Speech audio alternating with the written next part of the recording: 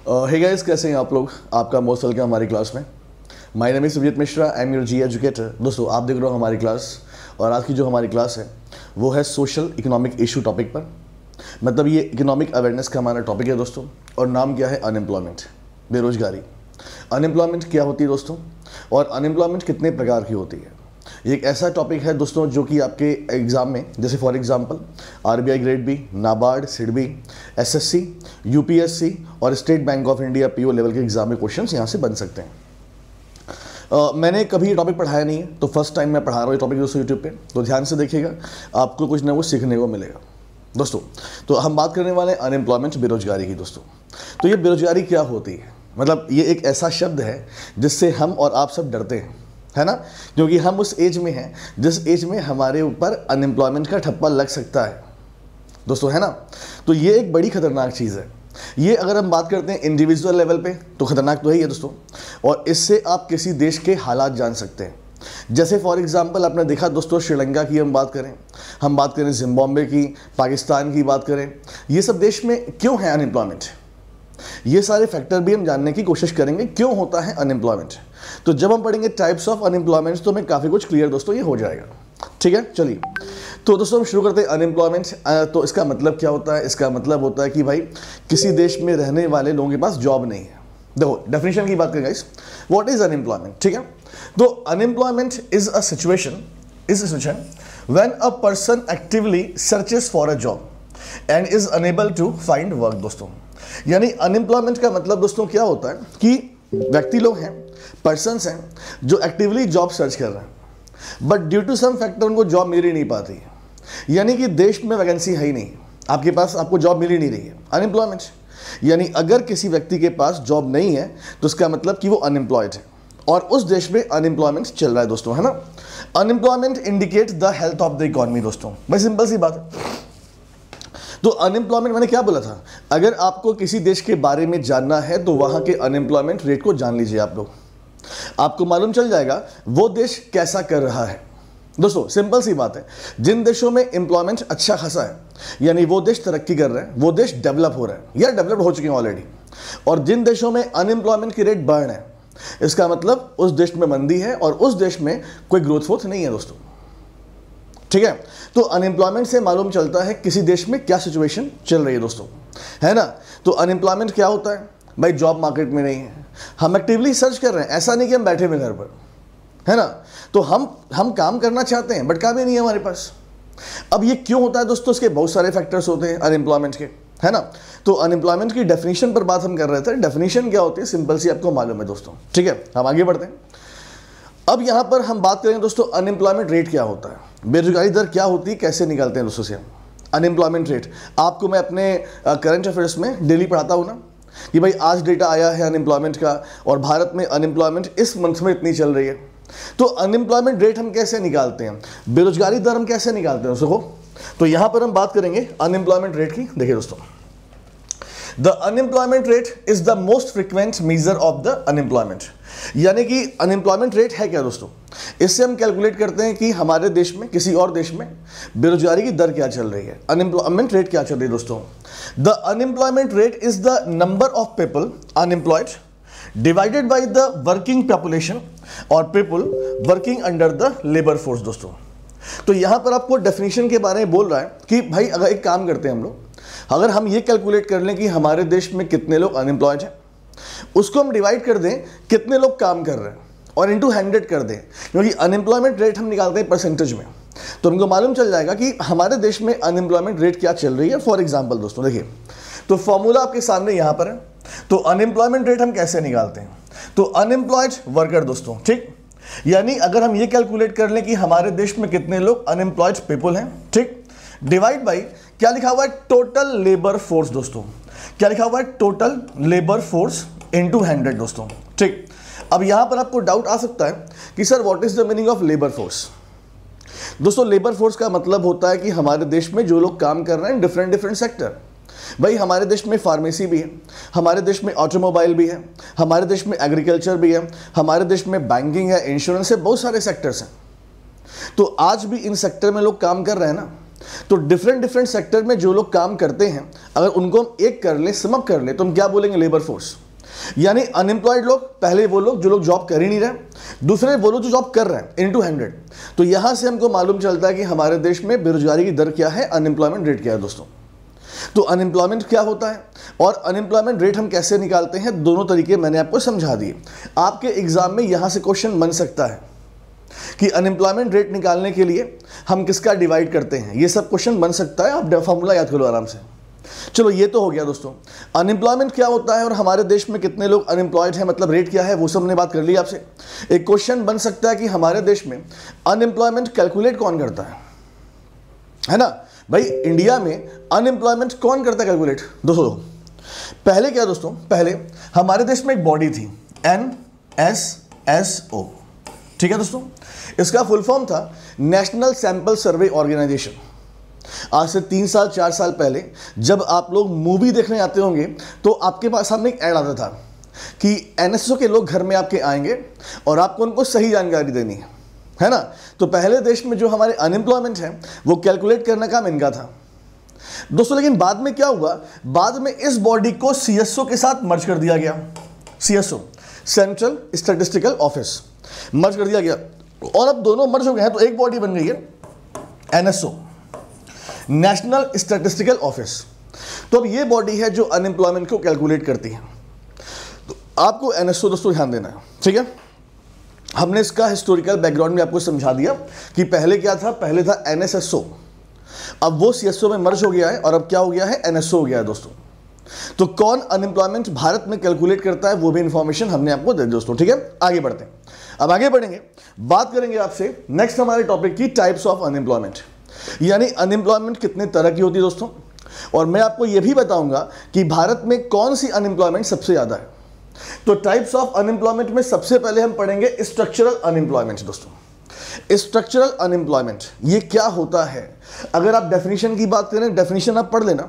पहले मैं आपके कॉन्सेप्ट को दोस्तों क्लियर कर दूं। देखिए what is the meaning of structural unemployment दोस्तों। आपको याद होगा एक बायोलॉजी के साइंटिस्ट थे चार्ल्स डार्विन। इन्होंने क्या बोला था, इन्होंने बोला था कि नेचर अपने आप को चेंज करता रहता है और अगर आप अपने आप को चेंज नहीं कर पाएंगे तो आप खत्म हो जाएंगे, आप सर्वाइव कर ही नहीं पाएंगे दोस्तों, है ना। तो बस यही बात हमारी इकोनॉमी के लिए भी बिल्कुल सटीक बैठती है।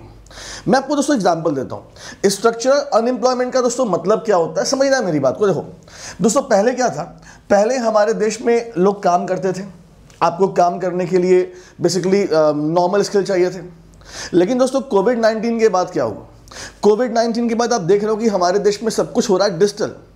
यानी अगर हम बात करते हैं एजुकेशन की तो आजकल एडटेक हो चुका है, अगर हम बात करते हैं फाइनेंस की आजकल फिनटेक हो चुका है, आजकल लोग अपने वर्क फ्रॉम होम कर रहे हैं, डिफरेंट सॉफ्टवेयर्स पे काम हो रहा है दोस्तों।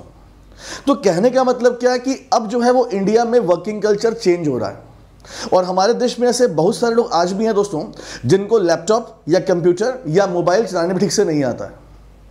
और अगर आप समय के साथ स्किल डेवलप नहीं कर पाओगे, स्किल को अडॉप्ट नहीं कर पाओगे, आपकी जॉब जानी तय है दोस्तों। 1870 की बात है, इंग्लैंड में पहली बार रेलवे स्टेशन पे कंप्यूटर को वो मतलब अडॉप्ट किया गया था। आपको पता है मतलब अपने से करीब 3300 लोगों ने जॉब छोड़ दिया था। उनका कहना यह था कि हम कंप्यूटर पर काम ही नहीं कर पाएंगे, हम करना नहीं चाहते। और डे बाय डे आज क्या है दोस्तों, आप देखो तो कंप्यूटर कितना ज़रूरी हमारे लिए हो गया। तो मैं आपको एग्जांपल दे रहा हूँ। अच्छा मैं एग्जांपल और दूंगा आपको दोस्तों। ड्यूरिंग माय MBA, जब मैं MBA कर रहा था दोस्तों, तो मेरा जो समर इंटर्नशिप था और विंटर इंटर्नशिप वो था रिलायंस ट्रेंड्स में। तो मैं रिलायंस ट्रेंड्स जानते हैं आप लोग, लखनऊ है ना, लखनऊ, रिलायंस ट्रेंड्स लखनऊ में था। मैं समर इंटर्नशिप कर रहा था दोस्तों रिलायंस ट्रेंड्स में। वहाँ पे करीब मेरे ख्याल से कम 40-50 एम्प्लॉय काम करते थे दोस्तों। अचानक से क्या हुआ, रिलायंस ट्रेंड्स ने अपने जो हायरिंग का प्रोसेस चेंज कर दिया और रिलायंस ट्रेंड्स ने बोला कि भाई हमारे पास वही लोग रुके जिनको SAP सॉफ्टवेयर पे काम करने आता है। मैं वहाँ पर था, मैं इंटर्नशिप कर रहा था और दोस्तों मेरे सामने आधे एम्प्लॉय बाहर हो गए कि उनको SAP पर काम करने नहीं आता था। ये है स्ट्रक्चरल अनएम्प्लॉयमेंट, यानी हमारे देश की जो इकॉनमी है वो अपने आप को चेंज करती है। तो जब इकॉनमी चेंज करती है तो क्या आप उस इकॉनमी के चेंज के हिसाब से अपने स्किल को डेवलप कर पा रहे हैं? अगर आप कर पा रहे हैं तो आप जॉब करेंगे, नहीं कर पाएंगे जॉब नहीं करेंगे। तो ये स्ट्रक्चर चेंज हुआ है दोस्तों। यानी पहले काम ऑफलाइन था, अब ऑनलाइन हो चुका है। तो ऑनलाइन काम होने की वजह से आपके अंदर कई सारे स्किल होने चाहिए। अगर वो नहीं है आप तो जॉब नहीं मिलेगी नहीं आपको। इसी को हम क्या बोलेंगे, स्ट्रक्चरल अनएम्प्लॉयमेंट दोस्तों, कि जब जॉब का स्ट्रक्चर पूरी तरह से चेंज होता है। जैसे मैंने आपको रिलायंस ट्रेंड्स में इन्फॉर्मेशन दी कि भाई अगर आप रिटेल में जॉब करना चाहते हैं तो आपको सैप की इन्फॉर्मेशन होनी चाहिए, टैली की इन्फॉर्मेशन होनी चाहिए, नहीं है तो आपको जॉब नहीं मिलेगी। तो ये है दोस्तों हमारा क्या, ये था हमारा स्ट्रक्चरल अनएम्प्लॉयमेंट। तो आई होप दोस्तों कि आप ये समझ गए होंगे कि what is the meaning of structural unemployment. और भारत में सबसे ज्यादा स्ट्रक्चरल अनएम्प्लॉयमेंट ही मिलता है। ठीक है दोस्तों, चलिए तो पहली इंफॉर्मेशन हमने दी आपको about the structural unemployment. Next दोस्तों दूसरा है सीजनल अनएम्प्लॉयमेंट। दोस्तों कई सारी बुक में, कई सारे साइट पर आपको मालूम चलेगा, लोग बोलेंगे आपसे कि भारत में सबसे ज़्यादा सीजनल अनएम्प्लॉयमेंट ही चलती है। पहले था, अब ऐसा नहीं, अब भारत में स्ट्रक्चरल अनएम्प्लॉयमेंट ही है दोस्तों ज़्यादा। सीजनल अनएम्प्लॉयमेंट नंबर 2 पर आ चुका है। अब दोस्तों सीजनल अनएम्प्लॉयमेंट क्या होता है, यार नाम से ही मालूम चल रहा है ना। दोस्तों अगर हम भारत की बात करते हैं तो भारत में कई तरह के सीजन होते हैं। यहाँ गर्मी भी है, यहाँ बरसात भी है, यहाँ पर जाड़ा भी है और यहाँ पर पतझड़ भी है दोस्तों, है ना। तो कई तरह के मौसम भारत में पाए जाते हैं। दोस्तों हम उठाते हैं बात शादियों से, ठीक है दोस्तों। आपने देखा होगा कि हमारे हिंदू धर्म में शादियाँ जो होती हैं वो प्रॉपर एक टाइम पर होती हैं, है ना। एक टाइम पर शादियाँ होती हैं। मान लीजिए कि अगर हम गर्मी से उठाएं तो अप्रैल, मई, जून, जुलाई तक शादी वादी होती है, फिर खरमास लग जाता है। अब मेरी बात समझिए, तो शादियों में जो लोग काम करते होंगे, जो लेबर काम करते होंगे, जो उसी के लिए प्रॉपर स्पेशलिस्ट हो चुके हैं, जब तक शादियों के सीज़न है उन्हें काम वाम मिल रहा है दोस्तों। और जब शादी का सीज़न नहीं है, मतलब फॉर एग्जांपल अब अगला सीज़न आएगा दिसंबर में आएगा, नवंबर में आएगा, तब उन्हें काम मिलेगा। ये एक एग्जाम्पल मैं आपको दे रहा हूँ। ये बड़ा एग्जाम्पल हम एग्रीकल्चर में देखते हैं दोस्तों। आपने रबी, खरीफ, जायद सा नाम सुना होगा दोस्तों, है ना। अब एक किसान है दोस्तों जो गेहूं उगाता है, जो केवल गेहूं उगाता है। अब गेहूं का सीजन दोस्तों ठंडियों में आता है, मतलब उसे ठंडियों में काम करना है, लेबर करना है उसको, वो बीज बीज डालेगा, पानी वानी देगा। और अब ये जो गेहूं उसका है ये कम से कम मान लो आप गर्मियों तक ये सूखता है। तो मतलब ठंडी से लेकर गर्मी तक उसके पास काम है। उसने गेहूं कटाई की दोस्तों, अब उसके पास काम ही नहीं है, क्योंकि अब सीजन ठंडियों में आएगा। अब वो पूरा कर ही बैठा हुआ, काम ही नहीं उसके पास दोस्तों, है ना। तो सीजनल अनएम्प्लॉयमेंट जो हमें देखने को मिलता है भारत में, वो मैक्सिमम मिलता है इन द एग्रीकल्चर सेक्टर। एक किसान है दोस्तों जो चावल खेती करता है। अब चावल की जो खेती होती है वो गर्मियों में होती है, बरसात होता है और ठंडियों में चावल काट लिया जाता है। अब काम ही नहीं उसके पास, अब वो वेट कर रहा है नेक्स्ट बरसात का, मतलब गर्मियों का वेट कर रहा है वो, कि बरसात के टाइम पर हम काम करेंगे। तो कहने का मतलब दोस्तों what is the meaning of seasonal, season के हिसाब से यार। ऐसे बहुत सारे लोग होते हैं दोस्तों जिनके यहाँ आइसक्रीम बनती है, उनके यहाँ फैक्ट्री है आइसक्रीम की। हालांकि आजकल तो लोग ठंडियों में आइसक्रीम खाते हैं बट उतना नहीं खाते। अब भाई ठंडियों के सीजन में क्या है, आइसक्रीम की डिमांड कम है, गर्मियों में बढ़ जाती है। सेम वैसे ही अगर आप इलेक्ट्रॉनिक की बात करें, एसी की बात करें, कूलर की बात करें, तो ठंडियों में इसका कोई पूछता ही नहीं है इसको, और गर्मियों में इसकी डिमांड बढ़ जाती है। तो कहीं ना कहीं जो लेबर फोर्स है, जो काम करने वाले लोग हैं, वो इससे अफेक्टेड होते हैं दोस्तों, है ना। तो सीजनल अनएम्प्लॉयमेंट की बात हम कर रहे हैं आपसे। आई होप कि आप दोस्तों बात समझ गए होंगे। तो भारत में सीजनल अनएम्प्लॉयमेंट सबसे ज़्यादा एग्रीकल्चर सेक्टर में पाया जाता है, और आज के टाइम में भारत में दूसरे नंबर की सबसे बड़ी जो बेरोजगारी है वो सीजनल अनएम्प्लॉयमेंट ही होती है दोस्तों। ठीक है, सिंपल सा कॉन्सेप्ट है। आगे बढ़ते हैं गाइस, और अब बात करते हैं आपसे अपने थर्ड, साइक्लिक अनएम्प्लॉयमेंट। साइक्लिक दोस्तों, साइक्लिक अनएम्प्लॉयमेंट का मतलब होता है चक्रीय बेरोजगारी। दोस्तों ये कैसे आता है, साइकिल का मतलब क्या होता है ना, गोल गोल दोस्तों। तो मैं आपको एग्जांपल देता हूं, ठीक है दोस्तों। देखो, अगर आपने मुझसे मॉनेटरी पॉलिसी पढ़ी है तो मैंने खुद आपको पढ़ाया है कि 2008 में दोस्तों क्या हुआ था, पूरे दुनिया में रिसेशन आया था। और जब रिसेशन आया दोस्तों, तो what is the meaning of recession? Recession का मतलब होता है मंदी, यानी कि देश में पैसा नहीं है। देश में पैसा नहीं है तो पब्लिक डिमांड नहीं करेगी, पब्लिक डिमांड नहीं करेगी तो प्रोडक्शन नहीं होगा दोस्तों, और प्रोडक्शन नहीं होगा तो एम्प्लॉयमेंट नहीं बढ़ेगा, है ना। तो 2008 में मंदी आई थी, तो उस समय कई लोग की जॉब दोस्तों गई। सुनना बहुत ध्यान से। उसके बाद 2011-12 की बात करें तो 2012 तक दोस्तों क्या हुआ, इकॉनमी संभली, हाँ, और पूरे दुनिया में फिर से डिमांड बढ़ी। डिमांड बढ़ी, प्रोडक्शन बढ़ा, प्रोडक्शन बढ़ा तो एम्प्लॉयमेंट बढ़ा और बहुत लोग को जॉब मिली दोस्तों, ये लोग जॉब कर रहे थे। फिर क्या आया दोस्तों, फिर आया 2014 में यूरोजोन क्राइसिस, फिर से एक बार मंदी। ठीक, हालांकि ये इतनी बड़ी मंदी नहीं थी कि मतलब इसे आप यूएस से कंपैरिजन करें, बट आई थी मंदी। तो 2014 में क्या हुआ दोस्तों, यूरोजोन क्राइसिस। और यूरोप हो, अमेरिका हो, अगर अमेरिका मंदी आएगी तो उसका इफेक्ट यूरोप पे पड़ेगा ही पड़ेगा, और यूरोप में मंदी आएगी दोस्तों तो उसका फर्क अमेरिका पर पड़ेगा ही पड़ेगा, क्योंकि ये सारी इकोनॉमी कैपिटलिस्टिक है, पूंजीवादी अर्थव्यवस्था है, समझ रहे हो। तो यूरोजोन क्राइसिस से क्या हुआ था कि यूरोप में और ये अमेरिकन कॉन्टिनेंट में मंदी आई थी। तो अब मंदी आ गई भाई, जॉब चली गई फिर एक बार। ठीक दोस्तों, अब 2016 में कंडीशन ठीक हुई, फिर से डिमांड बढ़ी, ग्रोथ बढ़ा, लोग जॉब कर रहे थे, जॉब मेरी लोगों को, ठीक है।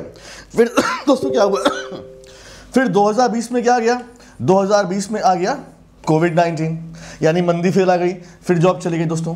तो इसे हम क्या बोलते हैं, साइक्लिक अनएम्प्लॉयमेंट, चक्रीय बेरोजगारी, जो कि इकोनॉमी के अप एंड डाउन होने की वजह से होती है। आप देखो ना, unemployment is caused due to the business cycle where the number of the unemployed heads rises during the recession and the decline with the growth of the economy।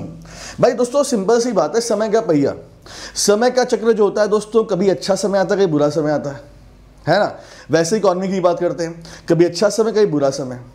तो जब जब बुरा समय आएगा लोगों की जॉब जाएगी, साइक्लिक अनएम्प्लॉयमेंट जिसे हम बोलते हैं।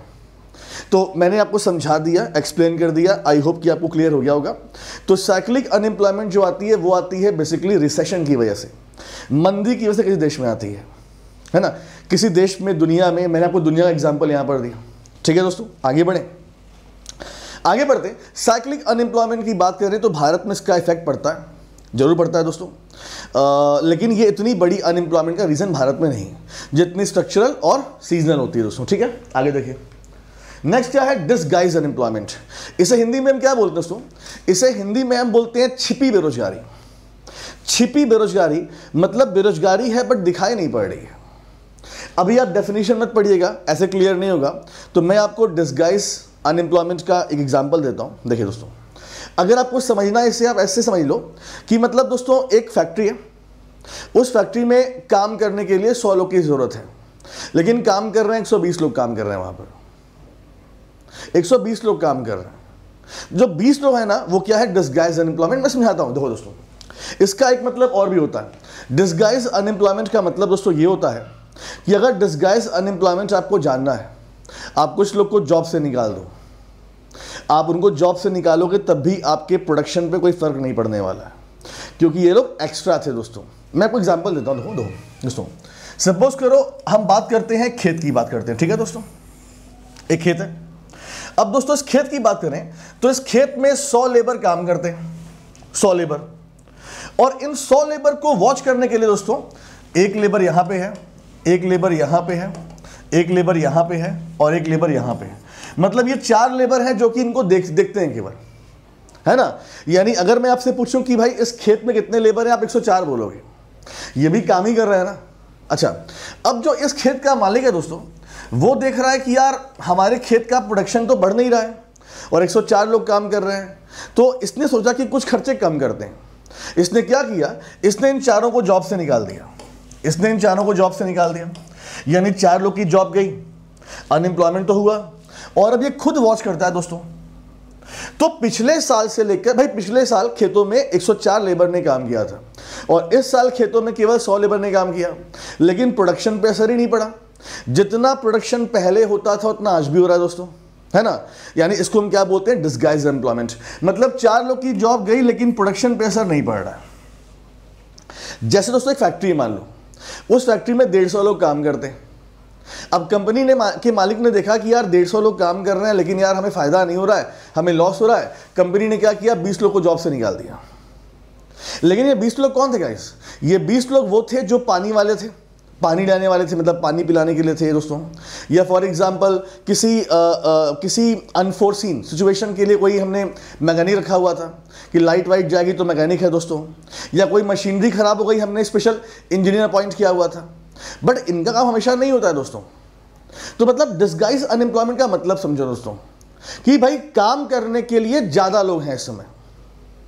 काम 100 लोग का है लेकिन 150 लोग काम कर रहे हैं, और जब इन 150 लोग को हम जॉब से निकालेंगे तब आएगी डिस्गाइज अनएम्प्लॉयमेंट, क्योंकि इन 150 लोग को जॉब से हमने निकाल भी दिया ना, लेकिन फर्क पड़ा ही नहीं कहीं पर।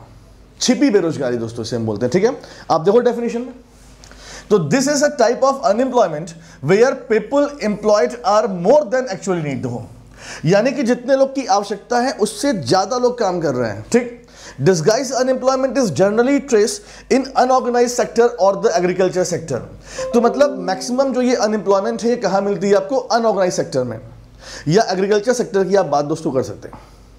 तो डिस्गाइज अनएम्प्लॉयमेंट का हमने आपको एग्जाम्पल दिया एग्रीकल्चर सेक्टर में कैसे ये हो सकता है। ठीक, चलिए आगे बढ़ते हैं दोस्तों। नेक्स्ट है फ्रिक्शनल अनएम्प्लॉयमेंट। फ्रिक्शन का मतलब होता है घर्षण, यानी अगर आप जैसे फॉर एग्जांपल किसी सतह पे चल रहे हैं तो एक फोर्स आपको रोकता है ना, हम लोगों ने पढ़ा हुआ फिजिक्स में।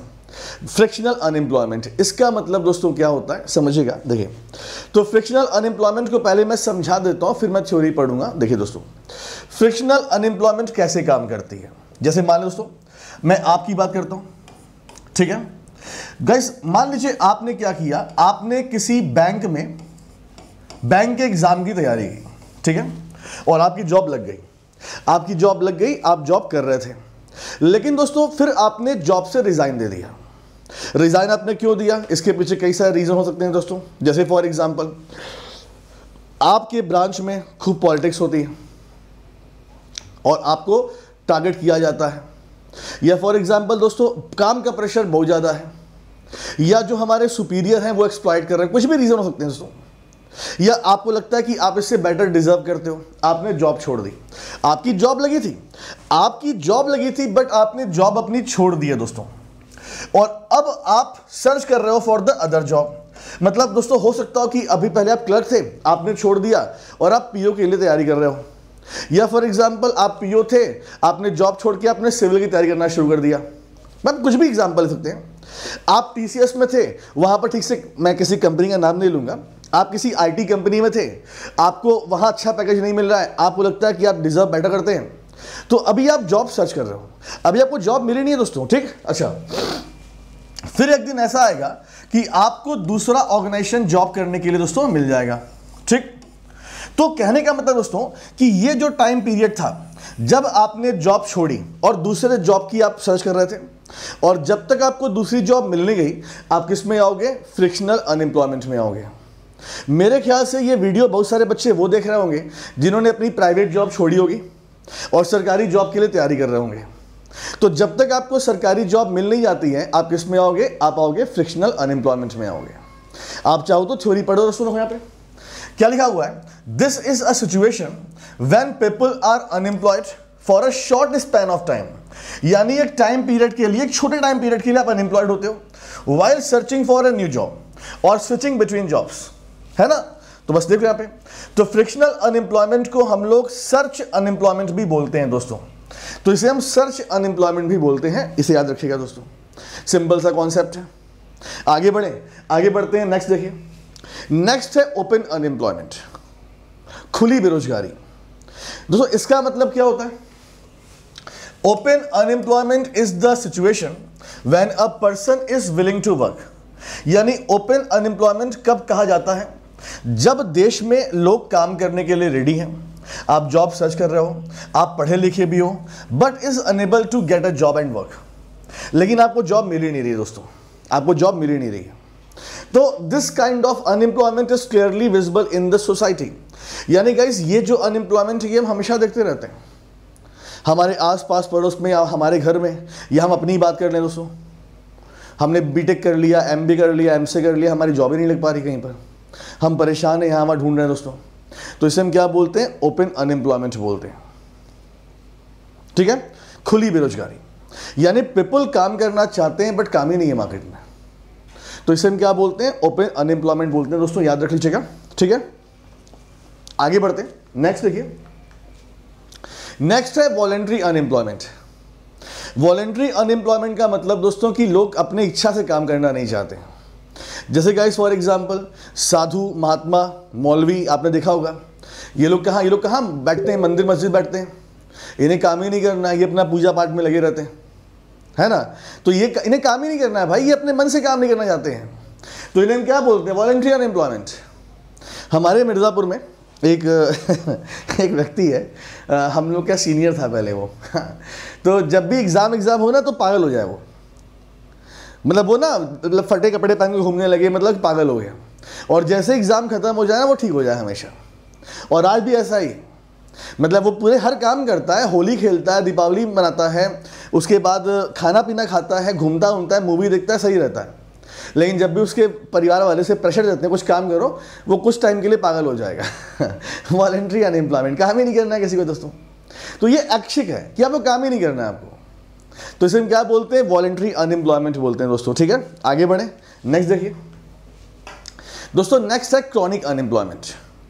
और क्रॉनिक अनएम्प्लॉयमेंट ध्यान समझिएगा क्या लिखा हुआ है दोस्तों, देखो, if unemployment continue to be long term features of a country it is called chronic unemployment दोस्तों।